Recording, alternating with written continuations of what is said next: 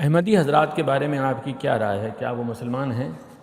دیکھیے، میرا نقطہ نظر اور ذرا دل تھام کے سن لیجئے، وہ ہمیشہ سے یہ ہے کہ ہر وہ شخص جو اپنے آپ کو مسلمان کہتا ہے، مجھ کو کوئی حق نہیں ہے کہ میں اس کا انکار کروں، کہ ہر وہ شخص جو اپنے آپ کو مسلمان کہتا ہے، مجھ کو کوئی حق نہیں ہے کہ میں اس کا انکار کروں۔ بسم اللہ الرحمن الرحیم۔ السلام علیکم ورحمۃ اللہ وبرکاتہ۔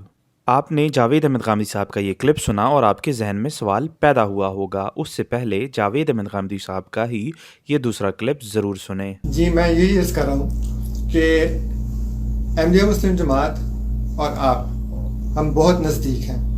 جو ریشنل ہم استعمال کرتے ہیں بنیاد میں مختلف ہے۔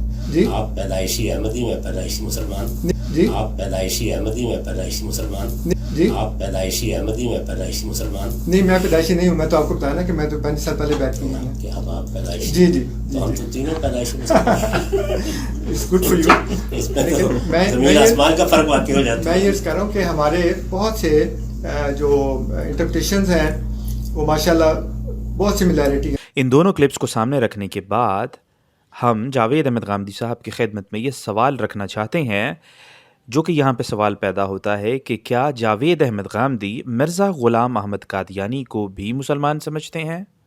کیونکہ ظاہر ہے اس نے کسی بھی معنی و مفہوم میں دعوی نبوت تو کیا تھا، تو ظاہر ہے اپنے آپ کو مسلمان بھی سمجھتا ہوگا۔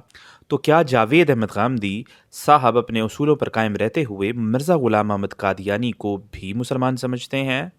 یقیناً وہ ایسا نہیں کرتے ہوں گے، یقیناً وہ اس کی تکذیب ہی کریں گے، کیونکہ ہم یہ جانتے ہیں کہ نبی علیہ الصلاۃ والسلام خاتم النبیین ہیں، اور نبی علیہ الصلاۃ والسلام کے بعد کوئی بھی نئی نبوت کا سلسلہ یا نیا نبی نہیں آ سکتا۔